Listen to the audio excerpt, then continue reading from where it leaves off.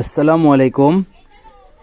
আমি সঞ্জয় টিভির পক্ষ থেকে আপনাদেরকে জানাচ্ছি আন্তরিক শুভেচ্ছা ও অভিনন্দন। আমরা এই মুহূর্তে একটা ভিডিও দেখব। সেই ভিডিওটা হচ্ছে গোপনীয় অনুবেদন ফর্ম, অর্থাৎ যারা সরকারি কর্মচারী যাদের প্রতি বছরই গোপনীয় অনুবেদন ফর্ম অর্থাৎ এসিআর জমা দিতে হয়, তাদের জন্য এই ভিডিওটা।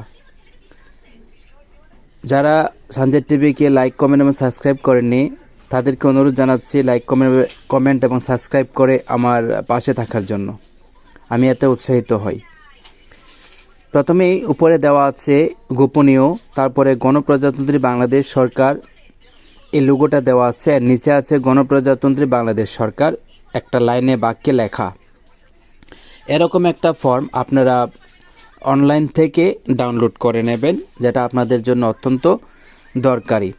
তবে ডাউনলোড করার আগে দেখে নেবেন ডান পাশে আছে গোপনীয় অনুবেদন ফর্ম 10ম গ্রেড থেকে 12তম গ্রেড, অর্থাৎ যার যে গ্রেড সেই গ্রেড অনুযায়ী আপনারা গোপনীয় অনুবেদন ফর্মটা সংগ্রহ করে নেবেন। আর এই সংশোধনী ফর্মটা বাংলাদেশ ফর্ম নং 290 খ 2023 সাল পর্যন্ত সংশোধিত। এর আগে অন্যরকম গোপনীয় অনুবেদন ফর্ম ছিল, বর্তমানে এই নতুনটা প্রচলিত হয়ে আসছে। এই বার্ষিক গোপনীয় অনুবেদন বা এসিআর দুই প্রকারের হয়, একটা হচ্ছে বার্ষিক, একটা হচ্ছে আংশিক গোপনীয় অনুবেদন ফর্ম। বার্ষিক হচ্ছে যারা পুরো এক বছরের এসিআর নেবেন বা গোপনীয় অনুবেদন ফর্মের তথ্য সাবমিট করবেন তাদের জন্য বার্ষিক। আর কোনো কর্মচারী আছেন এক উপজেলায় ছিল আগে বা অন্য এক স্টেশনে ছিল, তারপর বদলি হয়ে আরেক স্টেশনে চলে এসছেন, তাহলে এক স্টেশনে 1 বছর পূর্ণ হয়নি, নতুন যে কর্মস্থলে যোগদান করেছেন সেখানেও 1 বছর পূরণ হয়নি, তাহলে তাদের জন্য হবে আংশিক গোপনীয় অনুবেদন ফর্ম। এই দুই ধরনের গোপনীয় অনুবেদন ফর্ম আমরা পূরণ করে থাকি। তো যদি পুরো 1 বছরের তথ্য সাবমিট করতে চান এসিআরের জন্য বার্ষিকের উপরে ক্লিক করবেন, আর যারা আংশিক করতে চান তারা আংশিকের উপরে ক্লিক করবেন। এবার আমরা চলে যাই প্রযোজ্য সকল অংশ সংশ্লিষ্ট সরকারি কর্মচারী কর্তৃক স্বহস্তে পূরণীয়, অর্থাৎ আপনাকে A4 সাইজে ডাউনলোড করে আপনি এটা সরাসরি নিজের হাতে পূরণ করবেন, অন্য কারো হাতে পূরণ করা চলবে না। এই লাইনটা অনুযায়ী সেটাই বোঝা যাচ্ছে। তাহলে আমরা চলে যাই 1 নাম্বার বাংলা স্পষ্ট করে আপনি আপনার নাম এখানে লিখবেন, যিনি এসিআরটা দিচ্ছেন গোপনীয় অনুবেদন ফর্ম পূরণ করছেন তার নাম লিখবেন, ইংরেজি বড় অক্ষরেও তার নাম এখানে লিখবেন। তারপর পদবি প্রধান শিক্ষক, দাপ্তরিক পরিচিত নম্বর যদি থাকে লিখবেন, না থাকলে দরকার নাই বা প্রযোজ্য নয় ক্রস এরকম একটা দিতে পারেন, অথবা খালিও রাখতে পারেন, সমস্যা নেই। তারপরে 3 নম্বর গ্রেড 11তম, বেতন স্কেল 11,000 থেকে 26,590, এটা যেহেতু আগের এই বছরের না। 4 কর্মস্থল কান্দাপাড়া সরকারি প্রাথমিক বিদ্যালয়, জাতীয় পরিচয়পত্র এনআইডি নম্বর দেবেন, যার এনআইডি নম্বর দেবেন যত ডিজিটের আছে তত ডিজিটের দিয়ে দেবেন, ঠিক আছে। তো এরপরে আমরা চলে যাব গোপনীয় প্রথম অংশ। অনুবেদনাধীন কর্তৃক পূরণপূর্বক জানুয়ারি মাসের মধ্যে দাখিল আবশ্যক। যারা গত বছর এসিআর দিয়েছেন তারা অনুবেদনাধীন যে শব্দটা সেটা বুঝে গিয়েছেন, নতুন করে বোঝার কোনো প্রয়োজন নেই। তবু যারা ভুলে গিয়েছেন বা অনেকে স্মরণ থাকে না তাদের জন্য সেটা বলছি। অনুবেদনাধীন ব্যক্তি হলো যিনি এসিআর সাবমিট করবেন তিনি, ঠিক আছে। তো উনি স্বহস্তে এটা জানুয়ারি মাসের মধ্যে ক্লিয়ার করে দেবেন, ফেব্রুয়ারি যেন না যায়। তারপর দেখুন অনুবেদনে বিবেচ্য সময়ে কর্মরত মন্ত্রণালয়, বিভাগ, অধিদপ্তর, পরিদপ্তর, দপ্তরের নাম, কান্দাপাড়া সরকারি প্রাথমিক বিদ্যালয় এটাও লিখে দিতে পারেন। তারপরে জেলা উপজেলার নামও এখানে এড করতে পারেন, যেমন নবাবগঞ্জ, সলিমপুর এরকমই যুক্ত করতে পারেন। তারপর দেখেন 1 জানুয়ারি 2025 থেকে 31/12/2025 তারিখ পর্যন্ত সময়ের গোপনীয় অনুবেদন, অর্থাৎ এই অনুবেদনটা হচ্ছে পুরো 1 বছরের, ঠিক আছে। আমরা এর জন্য আংশিকের উপরে ক্লিক করব না, উপরে বার্ষিকের উপরে ক্লিক করব। তারপর 1 নাম্বার নাম, যিনি এসিআর দিচ্ছেন তার নাম লিখবেন, পদবি যিনি এসিআর দিচ্ছেন তার পদবি লিখবেন। 2 নম্বর মাতার নাম, এখানে মায়ের নাম লিখবেন, যার যার মায়ের নাম। এখানে আমি যেটা পূরণ করেছি তার নাম, মায়ের নাম শাহানারা বেগম, তাই লিখে দিয়েছি। 3 নম্বর পিতার নাম রকিবউদ্দিন খান, আমি যেটা পূরণ করেছি তার বাবার নাম, আপনারা আপনাদের বাবার নাম লিখবেন। 4 নম্বর জন্ম তারিখ, হ্যাঁ এখানে যার যে জন্ম তারিখ সেটা লিখে দিয়েছি। পিআরএল শুরুর তারিখ 5/11/2045, এখানে দেখুন 5/11, পিআরএল শুরুর তারিখও 5/11, অর্থাৎ যার জন্ম তারিখ যতদিন ওই তারিখেই সে কর্মরত থাকবে, এর পরের দিন পিআরএলে যাবে। এখানে পিআরএল তারিখ 5/11, সে পিআরএলে যাবে 6/11 তারিখে, ঠিক আছে, অর্থাৎ 5/11 পর্যন্ত শেখ হাজিরা হাতায় স্বাক্ষর করবে। 5 নম্বর বৈবাহিক অবস্থা, যার যে অবস্থা সেটা দেবেন, বিবাহিত অবিবাহিত যার যেটা সেটা এখানে লিখে দিবেন। বর্তমান সন্তান সংখ্যা 2 জন, বিবাহিত হলে যদি সন্তান থাকে 2 জন, না থাকলে দেবেন না, আর অবিবাহিতদের ক্ষেত্রে এটা প্রযোজ্য নয়। 6 ইমেল, একটা সঠিক এবং ভালো একটা ইমেল দিবেন। তারপরে মোবাইল নম্বরটা আপনি আপনার মোবাইল নম্বরটা দেবেন, যেটা সবসময় ব্যাংকে ফিক্সেশনে ব্যবহার করেন, এরকম একটা মোবাইল নম্বর দিলে ভালো হয়। অন্যটাও দিতে পারেন, সমস্যা নেই, বাধা নেই। 7 নম্বর সরকারি চাকরিতে যোগদানের তারিখ 3/9/2012 খ্রিস্টাব্দ, এখানে যোগদান দেখানো হয়েছে। শিক্ষাগত যোগ্যতা সর্বশেষ অর্জিত MA ইংরেজি, যার যে যোগ্যতা আছে সেটা সর্বশেষটা দেখাবেন, মাঝখানে কোনো যোগ্যতা দেখাবেন না, সর্বশেষটা দেখাবেন যার যেটা আছে সর্বশেষ। 9 নম্বর অনুবেদনকারীর নাম মোহাম্মদ রজব আলী, পদবি AUPEO, আইডি নং যদি থাকে লিখবেন, না থাকলে দরকার নাই। যেহেতু উনি প্রধান শিক্ষক এর জন্য AUPEO ওনার অনুবেদনকারী ব্যক্তির পদবি, তাহলে উনি হচ্ছেন অর্থাৎ উপজেলা প্রাথমিক সহকারী শিক্ষা অফিসার বা সহকারী উপজেলা প্রাথমিক শিক্ষা অফিসার। আইডি নম্বর যদি থাকে লিখবেন, অথবা দরকার নেই। অনুবেদনকারী হচ্ছে অনুবেদনাধীন ব্যক্তিকে মূল্যায়ন করবেন, ঠিক আছে। মূল্যায়নের পর্বটা আমরা পরের পৃষ্ঠাতে দেখাচ্ছি কিভাবে উনি মূল্যায়ন করবেন অনুবেদনকারী ব্যক্তি। তারপরে অনুবেদনকারীর অধীনে চাকরির একটানা কর্মকাল, এখানে একজন অনুবেদনকারী অর্থাৎ আপনার নিকটতম বস যিনি আপনার উপজেলায় 3 বছর 3.5 বছর কর্মকাল থাকতে পারে, 2.5 বছর 1.5 বছর, হ্যাঁ 3 বছর 3.5 বছর থাকতে পারে, পুরো সময়টা এখানে লিখবেন। তবে এটা যেহেতু একটা কাল্পনিক, তবে ঘটনা সত্য। 1/1/2023 সাল থেকে 9/1/2026 সাল পর্যন্ত তিনি এই বিদ্যালয়ে এই উপজেলায় বা স্টেশনে কর্মরত ছিলেন, তার মানে পুরো সময়টা আমি এখানে দেখিয়েছি। তারপর 11 নম্বর দেখুন, প্রতি স্বাক্ষরকারীর নাম রাজীব আহমেদ, পদবি UPEO, আইডি নং যদি থাকে লিখবেন, না থাকলে দরকার নেই, অথবা খালি রেখে দিবেন, প্রযোজ্য নয়, এরকম একটা কিছু। প্রতি স্বাক্ষরকারী হচ্ছে আপনার যে মাঠ পর্যায়ের যে বস আছে ওনার উপরের বস, উনি হচ্ছে প্রতি স্বাক্ষরকারী, অর্থাৎ উপজেলা পর্যায়ের সর্বোচ্চ বস, উনি হচ্ছেন প্রতি স্বাক্ষরকারী, ঠিক আছে।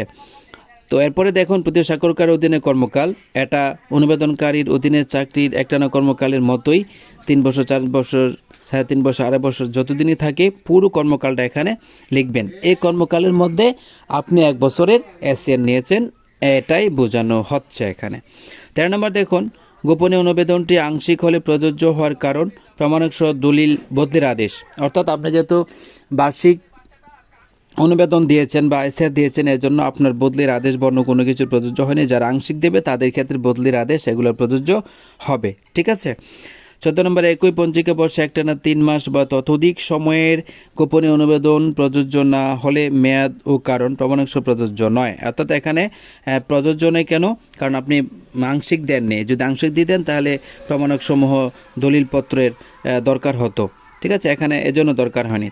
তারপর দেখুন 15 নম্বর, অনুবেদনকারী ও প্রতি স্বাক্ষরকারী একই ব্যক্তি হলে প্রমাণক সহ, অর্থাৎ অনুবেদনকারী অর্থাৎ টিউই যদি টিউর দায়িত্ব পালন করে, অথবা একটু নিচু লেভেলের কর্মচারী যদি অফিসের প্রধান বস হিসেবে দায়িত্ব পালন করেন, তাহলে প্রতি স্বাক্ষরকারী অনুবেদনকারী একই ব্যক্তি হবে নতবা হবে না, এটা মনে রাখবেন।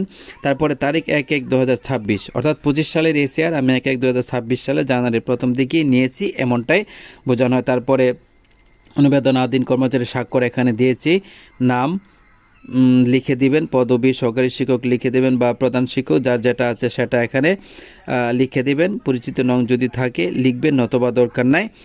প্রযোজ্য ক্ষেত্রে প্রাক্তন পদবি ও কর্মস্থল যদি লেখা দরকার হয় লিখবেন, নতবা দরকার নেই।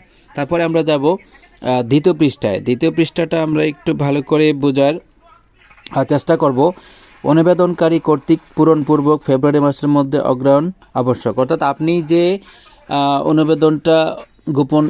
অনুবেদন ফর্মটা জমা দিয়েছেন অনুবেদনকারীর কাছে উনি ফেব্রুয়ারি মাসের মধ্যে অবশ্যই জমা করে দেবেন প্রতি স্বাক্ষরকারীর কাছে। তবে এখানে একটা মূল বিষয় হচ্ছে আপনি যদি 69 বা তার নিচে পান তাহলে আপনি বিরূপ মন্তব্যের শিকার হবেন, অর্থাৎ চাকরির ক্ষেত্রে আপনি সন্তোষজনক কর্মকাণ্ড পরিচালনা করতে পারেননি, আপনার প্রতি সকলেই অসন্তোষ অর্থাৎ সন্তুষ্ট নয়, এরকম বিরূপ প্রতিক্রিয়া সৃষ্টি হবেন, তখন কিন্তু আপনার সমস্যা হবে, দৌড়ঝাঁপ লাভ লম্পদম্প শুরু করতে হবে, বিভিন্ন প্রমাণক সংগ্রহ করতে হবে, কেন আপনি অসন্তুষ্টির শিকার হলেন, কেন আপনি 69 বা তার নিচে পেলেন, তখন আপনার চাকরির সমস্যা হতে পারে। এজন্য এখানে খুব সতর্কতার সাথে কাজটা করবে। দেখুন এই অংশে নম্বর প্রদানের গড়গুলো অনুস্বাক্ষর করে পূরণীয়। মোট নম্বর 69 বা তার নিচে হলে তা বিরূপ হিসেবে গণ্য হবে। এক্ষেত্রে বিরূপ মন্তব্যের ন্যায় একইভাবে অনুশাসনমালা 4-এর 3 নং অনুচ্ছেদ অনুসরণপূর্বক তদানুযায়ী প্রমাণক সংযুক্ত করতে হবে। এটা আপনার অনলাইন থেকে ম্যানুয়ালটা ডাউনলোড করে নিতে পারেন। 4-এর 3 নং অনুচ্ছেদ ভালো করে লেখা আছে, দেখে নিতে পারেন, অথবা আমার এই সানজেট টিভি চ্যানেলেও 4-এর 3 নং অনুচ্ছেদের উপরে একটা ভিডিও দেওয়া আছে, সেটা দেখে আসতে পারেন। তারপর দেখুন ক্রমিক নং ব্যক্তিগত বৈশিষ্ট্য প্রাপ্তমান।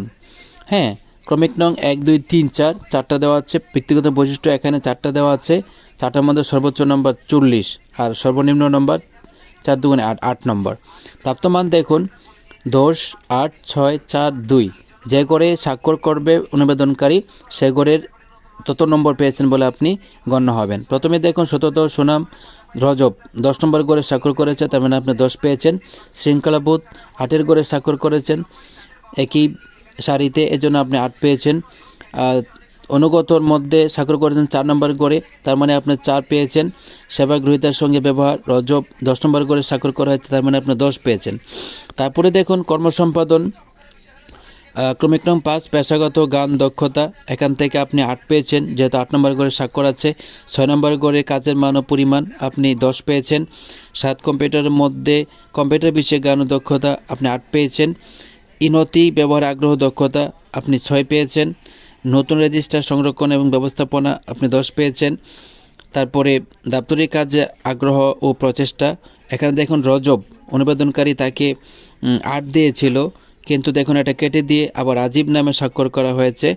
উনি এটা মানে কেটে দিয়ে রাজীব স্বাক্ষর করেছেন, মানে 8 নম্বরটা বাতিল। তারপরে স্বাক্ষর করা হয়েছে রাজীব 6 নম্বর গড়ে। তার মানে কি এখানে আমি আপনাদেরকে দেখিয়ে দিই, লক্ষ্য করুন 9 নম্বর গড়ে আছে মোহাম্মদ রজব আলী, উনি আপনাকে 8 দিয়েছিল, কিন্তু দেখুন তারপরে 11 নম্বর গড়ে আছে মোহাম্মদ রাজীব, উনি আপনাকে 8 কেটে দিয়ে 6 দিয়েছে, এজন্য 8টা কেটে দিয়ে উনি স্বাক্ষর করে দিয়েছেন যে আমি কেটে দিয়েছি, তারপরে আপনার এই 8 বাতিল করে 6 নম্বর দিয়েছেন। এটা হচ্ছে এটা প্রতি স্বাক্ষরকারী করতে পারে, ঠিক আছে, এজন্য এটা এভাবে হয়েছে। তারপরে দেখুন মোট প্রাপ্ত নম্বর অত্যুত্তম 91 থেকে 100, উত্তম 80 থেকে 90, চলতিমান 60 থেকে 79, বিরূপ 69 বা তার নিচে। তাকে নিচে হলে আপনি বিরূপ মন্তব্যের শিকার হবেন। তারপর এখান থেকে দেখুন অঙ্কে লেখা, আপনি যেহেতু নম্বরটি যোগ করে সবগুলো নম্বর যোগ করে হয়েছে 84, এজন্য অঙ্কে 84 লেখা হয়েছে, কথায় 84 লেখা হয়েছে। তারপর নিচে চলে যায় সার্বিক মন্তব্য আবশ্যিক, মোহাম্মদ শামীম খানের ব্যক্তিগত বৈশিষ্ট্য কর্মসম্পাদন দক্ষতা উত্তম। অর্থাৎ এরকম একটা মন্তব্য এখানে করে দিতে পারেন অনুবেদনকারী বা প্রতিস্বাক্ষরকারী, উভয়ই একটা মন্তব্য করতে পারেন, করলে সমস্যা নেই, অথবা ওনাদের মতো করে মন্তব্য করতে পারেন। যেহেতু আপনি 84 পেয়েছেন, এটা প্রশংসার সূচক। এখানে 3টা ক্যাটাগরি আছে, সাধারণ মন্তব্য, আরেকটা হলো প্রশংসার সূচক মন্তব্য, আরেকটা হচ্ছে বিরূপ মন্তব্য। সাধারণ মন্তব্য আপনি যদি 60 থেকে 69 ভিতরে পেতেন, 79 ভিতরে পেতেন, তাহলে সাধারণ মন্তব্য হয়তো। আপনি যেহেতু 84 পেয়েছেন 80 থেকে 90 গড়ে, এর জন্য প্রশংসাসূচক মন্তব্য। আর বিরূপ মন্তব্য হতো যদি আপনি 69 নিচে পেতেন, ঠিক আছে, যেহেতু আপনি 84 পেয়েছেন এর জন্য প্রশংসাসূচক মন্তব্য। তারপর দেখুন বিশেষ দ্রষ্টব্য, বিরূপ মন্তব্য বা নম্বরের ক্ষেত্রে অনুশাসনমালা 4-এর 3 অনুচ্ছেদ অনুসরণপূর্বক তদানুযায়ী দালিলিক প্রমাণক সংযুক্ত করতে হবে, ঠিক আছে। এখানে স্বাক্ষর দেওয়া হয়েছে রজব, মানে আপনার অনুবেদনকারী স্বাক্ষর দিয়েছেন। তারপর নাম সহ সিল যদি থাকে এখানে দিবেন, অবশ্যই ওটা স্যারেই ভালো বুঝবেন, আপনাকে যে স্যার দেবেন উনি কাজটা সম্পাদন করে দেবেন, সমস্যা নেই।